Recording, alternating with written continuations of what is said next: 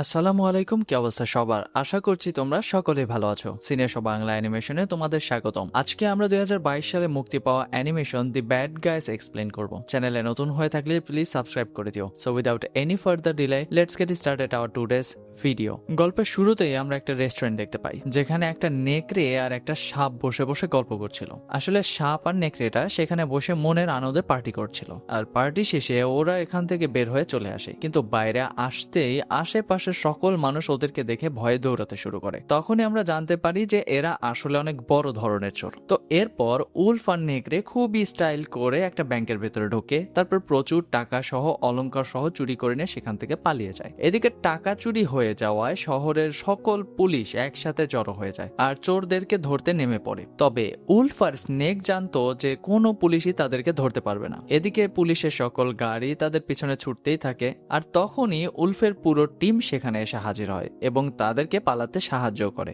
সেই টিমের ভিতরে ছিল আরো 3জন সদস্য, একটা শার্ক, একটা পিরানহা আর একটা মাকড়সা ছিল। তো পুলিশের হাত থেকে প্রাণ বাঁচিয়ে এরা সবাই এখন তাদের গোপন আস্তানায় এসে পৌঁছে যায়। পুরো বাড়িটাই ছিল দামি দামি জিনিসপত্রে ভরা, কারণ এতদিনে তারা যত টাকা, সোনা, রূপা আর অন্য যা যা চুরি করেছে তার সবই এখানে রাখা ছিল। তো এদিকে ঠিক সেই দিনই আবার ছিল স্নেকের জন্মদিন, আর তার উপরে আজকেই তারা সফলভাবে আরেকটা বড় চুরিও করেছিল। তাই সেখানে জমে ওঠে একটা বিশাল সেলিব্রেশন পার্টি করতে করতে সবাই টিভি দেখতে শুরু করে। টিভিতে যখন খবর আসছিল এক অফিসারকে নিয়ে, যার নাম ছিল ফক্সি, সে সবাইকে জানাচ্ছিল যে শহরের সবচেয়ে সম্মানিত একজন মানুষকে একটা পুরস্কার দেওয়া হবে, এমনকি তাকে একটা ট্রফিও দেওয়া হবে। সেই ট্রফিটা শুধুমাত্র সম্মানের প্রতীকী নয়, বরং ভীষণ দামিও বটে। তবে কেউ যেন এটা নিয়ে চিন্তা না করে, কারণ ট্রফিটাকে রাখা হয়েছে অনেক কড়া নিরাপত্তায়, আর ব্যাড গাইজ তো সেখানে পৌঁছাতেই পারবে না। এখানে আমরা জানতে পারি এদেরকে সবাই ব্যাড গাইজ নামে চেনে। কিন্তু অফিসারের এসব কথা শুনে উলফের মনে হয় যে অফিসার যেন তাকে সরাসরি একটা চ্যালেঞ্জ ছুড়ে দিয়েছে। যদিও এটা একটা ফাঁদও হতে পারে, কিন্তু তবুও সবাই মিলে ঠিক করে তারা ট্রফিটা যে করেই হোক না কেন চুরি করবেই। তো এরপর উলফ তার পুরো টিমকে বুঝিয়ে বলতে শুরু করে যাকে নিয়ে উলফ কথা বলছে সে আসলে ছিল একটা গিনিপিগ, আর এই কারণে স্নেক তাকে খেয়ে ফেলতে চাইছিল। প্রথমে সেই পরিকল্পনাতে অতটা রাজি ছিল না, কিন্তু গিনিপিগকে খাওয়া যাবে এই কথা ভেবে উলফকে সে হ্যাঁ বলে দেয়। সে উলফকে বলে যে তার একটা প্ল্যান রয়েছে। এরপর উলফ এবং স্নেক তাদের প্ল্যান শুরু করে দেয়। আসলে সেই ট্রফিটা, মানে যেটাকে তারা চুরি করবে, সেটা থাকবে ব্যাক স্টেজে, আর ব্যাক স্টেজে ঢুকতে হলে তাদেরকে প্রথমে মিউজিয়ামে যেতে হবে। কিন্তু মিউজিয়ামে তারা সহজে ঢুকতে পারবে না, তাই তাদের আগে থেকে সিকিউরিটি গার্ডের সাথে একটা ঝামেলা বাঁধাতে হবে। আর সবচেয়ে গুরুত্বপূর্ণ ব্যাপার হলো ট্রফিটাকে রাখা হয়েছে হাই সিকিউরিটি দরজার ভেতরে। সেই দরজাটা শুধুমাত্র ফক্সির চোখের স্ক্যান দিয়েই খোলা যাবে। পরের দৃশ্যে আমাদের দেখানো হয় একজন প্রফেসরকে। প্রফেসর হলেও সে ছিল সাইজে ভীষণ ছোট। সে রেড কার্পেট দিয়ে হেঁটে আসছিল, আর সবাই তার ইন্টারভিউ নিতে চাচ্ছিল। অন্যদিকে ব্যাড গাইজরা নিজেদের চেহারা পাল্টে সেখানে হাজির হয়ে গিয়েছে।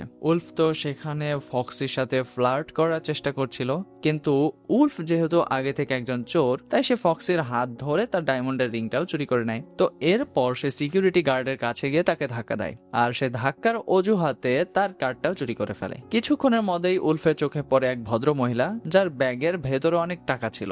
উলফ তার টাকাগুলো চুরি করতেই যাচ্ছিল, কিন্তু তখনই দেখা যায় যে ভদ্র মহিলা প্রায় পড়েই যাচ্ছিল। তাই টাকার লোভে না গিয়ে সে বরং মহিলাটার প্রাণ বাঁচিয়ে ফেলে, আর এজন্য সেই ভদ্র মহিলা উলফকে অনেক ধন্যবাদ জানায়। তো জীবনে প্রথমবার কেউ তাকে থ্যাংক ইউ বলল, এটা শুনে উলফের অনেক ভালো লাগে, কারণ এ যাবৎ পর্যন্ত তাকে কেউ কখনো ধন্যবাদ জানায়নি। এদিকে সবাইকে ব্যস্ত রাখার জন্য শার্ক পার্টির সকল মানুষের ভিড়ে গিয়ে প্রচন্ড ভাবে নাচতে শুরু করে। অন্যদিকে পিরানহা এবং উলফ পৌঁছে যায় সিকিউরিটি গেটের সামনে। তো উলফের কাছে সেখানে ফক্সির ছবিও ছিল, তাই সে ছবিটাকে জুম করে স্ক্যান করায় তার দরজাটা আপনি খুলে যায়। এরপর ফক্সি সবার সামনে এসে বলতে শুরু করে যে হাজার হাজার বছর আগে আমাদের পৃথিবীতে একটা উল্কাপিণ্ড এসে পড়েছিল, এবং সেই উল্কাপিণ্ড নিয়ে গবেষণায় প্রফেসর তাদেরকে সাহায্য করেছে। এরপর সে প্রফেসরকে মঞ্চে ডেকে নেয়। স্টেজে যখন অনুষ্ঠান চলছিল, ঠিক তখনই উলফের পুরো টিম পেছনে ট্রফি চুরিতে লেগে পড়ে, এবং খুব সহজেই তারা সেটাকে চুরিও করতে সক্ষম হয়। তারা প্রায় সেখান থেকে পালিয়েই যাচ্ছিল, ঠিক তখনই একজন পুলিশ অফিসার তাদেরকে চিনে ফেলে। মুহূর্তের মধ্যে সকল পুলিশ তাদেরকে ধরার চেষ্টা করে। তো ফাইনালি ব্যাড গাইজ দলকে গ্রেফতার করে গাড়িতে তোলার প্রস্তুতি চলছিল, কিন্তু তখনই উলফ ভাবে শেষবারের মতো ফক্সির সাথে একবার কথা বলা উচিত। হয়তো ফক্সি তাদের পুলিশের হাত থেকে ছাড়িয়ে দিতে সাহায্য করতে পারে। তাই উলফ ফক্সিকে বলে, আমরা সবাই ভালো হতে চাই, তুমি কি আমাদের একটা সুযোগ দিতে পারো? প্রফেসরও এসব কথা শুনে বলে, ঠিক আছে, ওদেরকে আমার কাছে দিয়ে দাও, আমি ওদেরকে ঠিকই ভালো মানুষ বানিয়ে তুলবো। তো পুলিশেরা এ কথায় রাজি হয়ে যায় এবং পুরো ব্যাড গাইজ টিমকে প্রফেসরের হাতে তুলে দেয়। এরপর প্রফেসর তাদের ট্রেনিং শুরু করে দেয় কিভাবে ব্যাড গাইজরা ভালো মানুষে রূপান্তরিত হতে পারবে। কিন্তু যত ট্রেনিং এ তাদেরকে দেয়া হোক না কেন, এর কোনো প্রভাবে তাদের উপরে পড়ছিল না। তাই প্রফেসর বুঝতে পারে এরা কখনোই এভাবে কিছু শিখতে পারবে না, তাই চোরকে বোঝাতে হলে চুরির কাজ দিয়েই বোঝাতে হবে। এরপর প্রফেসর তার পরবর্তী প্ল্যানের কথা জানায়। সে বলে যে তাদের এমন একটা জায়গাতে যেতে হবে যেখানে লটারির আয়োজন আছে। সেখানে প্রফেসরের মতো আরো অনেকগুলো গিনিপিগ থাকবে এবং তাদের উপরে আসলে পরীক্ষা নিরীক্ষা চালানো হচ্ছে। ব্যাড গাইজদেরকে পাঠানো হয় সেই গিনিপিগদের বাঁচানোর মিশনে। তো ফাইনালি ব্যাড গাইজরা আবারও ছদ্মবেশ ধরে সেখানে পৌঁছেও যায়। স্নেক যখন সেখানে পৌঁছায় তখন তার সামনে এতগুলো গিনিপিগ দেখে সে সবগুলোকে খেয়ে ফেলতে চাচ্ছিল। তো যাই হোক, উলফ যতক্ষণে সেখানে পৌঁছায় ততক্ষণে স্নেক সত্যি সত্যি প্রায় সকল গিনিপিগকেই খেয়ে ফেলেছে। এরপর উলফ নিজের বন্ধুকে আর বাকি গিনিপিগ গুলোকে বাঁচানোর চেষ্টা করে। সেই স্নেকের পেট থেকে সকল গিনিপিগকে বের করে আনে আর গিনিপিগ গুলো বের হতে ছুটে পালাতে শুরু করে। সেখানে পুলিশ আর ফক্সিও উপস্থিত ছিল আর তারা বুঝতে পারে যে ব্যাড গাইজের পুরো টিম পুরো প্রোগ্রামটাই নষ্ট করে দিয়েছে। এই ভুলের কারণে টিমের মধ্যে ঝগড়াঝাটি শুরু হয়ে যায়, যার ফলে সবাইকে জেলে পাঠানোর সিদ্ধান্ত নেওয়া হয়। তবে উলফকে ছেড়ে দেওয়া হয়। ফক্সি তাকে বলে, আমি তোমাকে খুব ভালোভাবে চিনি, হয়তো তুমি নিজেকে বদলানোর জন্য একটা শেষ চেষ্টা করে দেখতে পারো। এই কথা শুনে উলফের এখন সত্যি মনে হচ্ছে যে তার আসলেই বদলে যাওয়া উচিত। তাই সে বাইরে বেরিয়ে আসে আর তখনই তার চোখে পড়ে একটা গাছের ডালে আটকে থাকা বিড়াল। উলফ গাছে উঠতে জানতো না, কিন্তু তবুও সে কোনো কিছু না ভেবে গাছে উঠে যায় আর সেই বিড়ালটাকে নিরাপদে নামিয়ে নিয়ে আসে। এতক্ষণে প্রফেসর সেই দৃশ্যের ভিডিও বানিয়ে নিয়েছিল আর অল্প সময়ের মধ্যেই সেই ভিডিওটা ভাইরাল হয়ে যায়, যেখানে দেখা যায় যে ব্যাড গাইজরা আসলেই ভালো, যার ফলে সকলের চোখে তাদের ইমেজ পুরোপুরি পাল্টে যায়। কিন্তু এসব কিছু একদমই ভালো লাগছিল না স্নেকের। তাই সে উলফকে বলে, তুমি এসব নাটক আর কতদিন চালিয়ে যাবে? তখন উলফ জানায়, হ্যাঁ, এটা শুধু একটা নাটক, কয়েকদিনের মধ্যে আমরা আবারও চুরি করে দেব। তোমরা যারা Korean romantic comedy, sad, business proposal type series দেখতে ভালোবাসো তারা চাইলে আমাদের এই চ্যানেলটি একবার ঘুরে আসতে পারো, কারণ এখানে আমরা প্রত্যেক সপ্তাহে কিউট কিউট লাভ স্টোরি আর কমেডি মিক্স ক্রিয়েটাম আপলোড করে থাকি। আর ডেসক্রিপশন বক্সে লিংক দেয়াই আছে, তাড়াতাড়ি গিয়ে দেখে আসো। তো পরের দিন প্রফেসর সবাইকে মিউজিয়ামে আসতে বলে এবং জানায় যে সেখানে ওই ট্রফিটাও থাকবে। উলফের টিম ঠিক করে রাখে যে মিউজিয়ামে গিয়ে তারা ট্রফিটা চুরি করে নেবে। কিন্তু যখন তারা স্টেজে পৌঁছায়, উলফ ভাবে যে এত মানুষের সামনে এখন যদি তারা চুরি করে তবে আবারও তাদের ইমেজ খারাপ হয়ে যাবে, বরং সে নিজেকে এবার সত্যি ভালো হওয়ার একটা সুযোগ দিতে চায়। এই কারণেই উলফ ট্রফিটা চুরি না করে প্ল্যানে কিছুটা পরিবর্তন আনে। কিন্তু ঠিক তখনই সেখানে লাইটস চলে যায় আর যখন লাইটস ফিরে আসে তখন দেখা যায় সবচেয়ে দামি যে উল্কাপিণ্ডটা রাখা ছিল সেটাই চুরি হয়ে গিয়েছে। সবাই ভাবে যে এই কাজ নিশ্চয়ই ব্যাড গাইজদের, কিন্তু তারা জোর দিয়ে বলে তারা এটা করেনি। তবে কেউই তাদের কথা বিশ্বাস করছিল না। তাদেরকে গ্রেপ্তার করে পুলিশের গাড়িতে তুলে নেওয়া হয়। ঠিক তখনই প্রফেসর সেখানে চলে আসে আর বলে, এই উল্কাপিণ্ড তোমরা চুরি করনি, বরং কে চুরি করেছে তার সবকিছু আমি জানি। উল্কাপিণ্ড আসলে তোমরা নও, আমি চুরি করেছি। তোমরা তো শুধুমাত্র একটা মাধ্যম ছিলে, আমি তোমাদেরকে ব্যবহার করেছি আর উল্কাটা নিজের দখলে নিয়েছি। আর তখনই প্রফেসর জানায়, যখন তুমি সেই বৃদ্ধ মহিলাটিকে সাহায্য করেছিলে সেটা আসলে আমিই ছিলাম। যাই হোক, এরপর ব্যাড গাইজদের দলকে শহর থেকে অনেক দূরের একটা দ্বীপে গিয়ে বন্দি করে রাখা হয়। একদিকে ব্যাড গাইজরা যখন সেখানে বন্দি, তখন অন্যদিকে ফক্সির কাছে একটা ম্যাপ ছিল যেখানে ব্যাড গাইজদের গোপন আড্ডা কোথায় ছিল তা চিহ্নিত করা ছিল।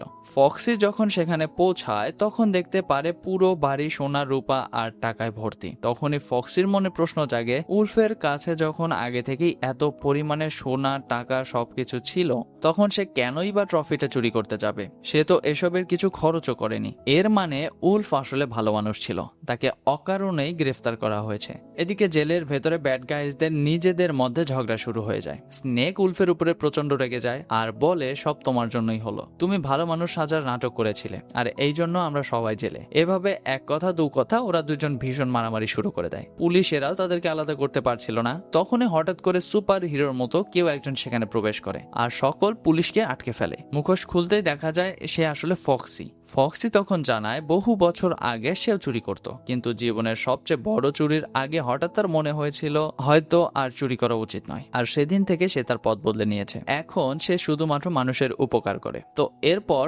ফক্সি ব্যাড গাইজদের দলকে সেই দ্বীপের জেল থেকে বের করে আনার পরে বলে, আমার ঠিকই জানা আছে আসল চোর কে। এই চুরিটা করেছে প্রফেসর, আমি ওকে ধরতে পারবো না, তাই তোমাদের সাহায্যের দরকার। তো এত কিছুর পরে উলফ ফক্সির কথা বিশ্বাস করে, কারণ সে জানে ফক্সি মিথ্যা বলছে না। কিন্তু উলফের টিমমেটরা ভীষণ রেগেছিল। তারা বলে, তোমার আর ফক্সির ঝামেলার কারণে আজ আমরা জেলে এসেছি, তাই এবার আমরা ফক্সিকে কোনো রকম সাহায্য করব না। এই বলে তারা সবাই সেখান থেকে চলেও যায়, কিন্তু উলফ ফক্সির পাশে দাঁড়িয়ে যায়। বাকিরা তাদের নিজেদের গোপন আড্ডায় ফিরে আসে, আর তখন তারা দেখতে পায় সেখানে এক কানা করিও নেই। সকল ধন সম্পদ, সোনা, টাকা পয়সা সবকিছু উধাও হয়ে গিয়েছে। সবাই মনে করে উলফ হয়তো তাদের সাথে বিশ্বাসঘাতকতা করেছে, তাদের গোপন জায়গার কথা বাইরের লোকেদের হয়তো সে বলে দিয়েছে। তো এখন তো তাদের কিছু করার ছিল না। এদিকে প্রফেসর তার মেশিনে মিটার ব্যবহার করে অসংখ্য গিনিপিগকে একসাথে নিয়ন্ত্রণ করার চেষ্টা করছে, যেন তারা শহরে গিয়ে চারিদিকে ডাকাতি করতে পারে। এছাড়া ফক্সি আর উলফ মিলে প্রফেসরের ল্যাবে ততক্ষণে পৌঁছে গেছে। তাদের উদ্দেশ্য হলো গোল্ডেন ট্রফিটা নিয়ে পালিয়ে আসা,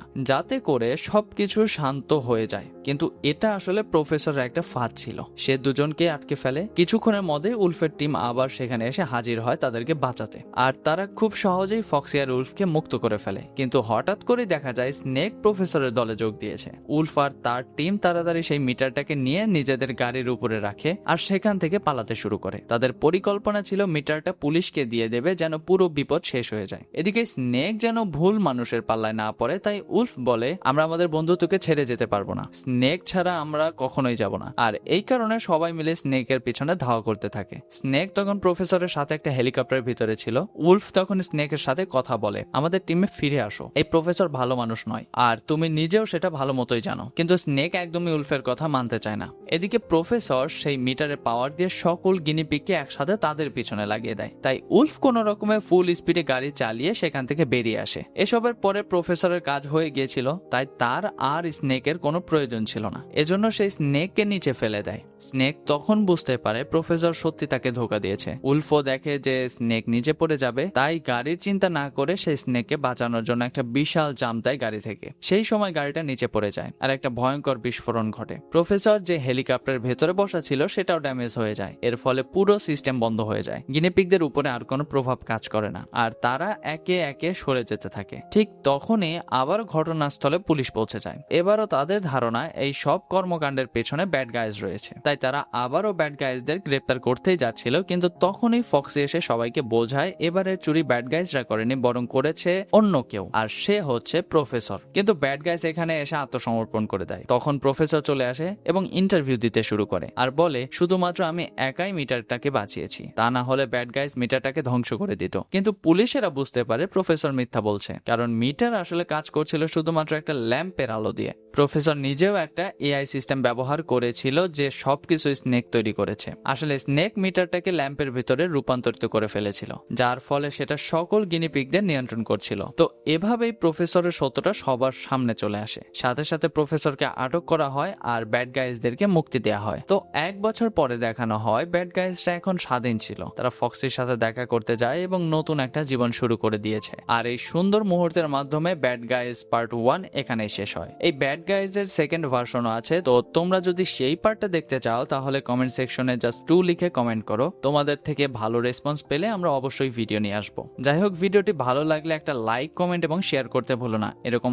আরো ভিডিও দেখতে চাইলে চ্যানেলটি সাবস্ক্রাইব করে পাশে থাকা বেল আইকনটি অল করে দাও, যেন আমরা ভিডিও আপলোড করলে তোমাদের কাছে পৌঁছে যায়। তো দেখা হচ্ছে নেক্সট কোনো ভিডিওতে। ততক্ষণ ভালো থেকো, সাবধানে থেকো। আল্লাহ হাফেজ।